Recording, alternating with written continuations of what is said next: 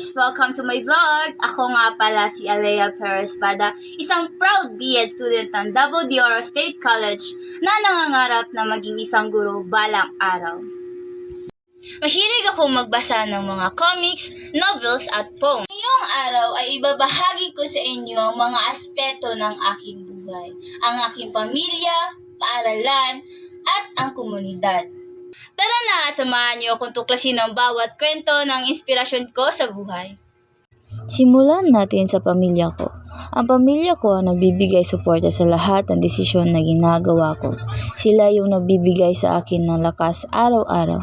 Sa pamilya ko rin natutunan kung paano gumalang, magmahal, umunawa at gumawa ng gawaing bahay.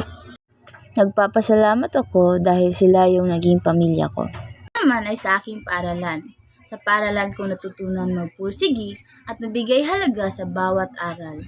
Ang paaralan ay puno ng bagong kaalaman na aking magagamit sa aking pang-araw-araw na buhay.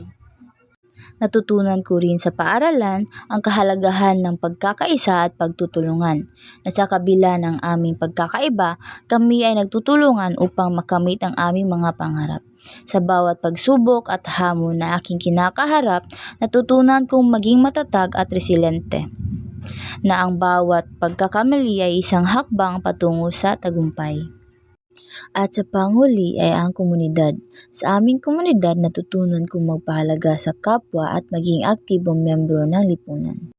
Ang pakikisalamuha at pakikilahok sa mga proyekto ng barangay ay nagbibigay sa akin ng pagkakataong maglingkod at makatulong sa pag-unlad ng aming lugar. Sa bawat pagtutulungan at bayanihan, nararamdaman ko ang tunay na diwa ng pagkakaisa. Natutunan ko rin ang kahalagahan ng respeto at pagkakaintindihan sa pagpapanatili ng isang maayos at mapayapang komunidad kung saan ang bawat isa ay may mahalagang papel na ginagampanan. Gusto ko lang idagdag na isa din sa pamilya ko ang mga kaibigan ko. Sila yung nagbibigay payo sa akin kung may mga problema akong dinaramdam na mabigat. Yun lang po, maraming salamat sa panonood. Paalam!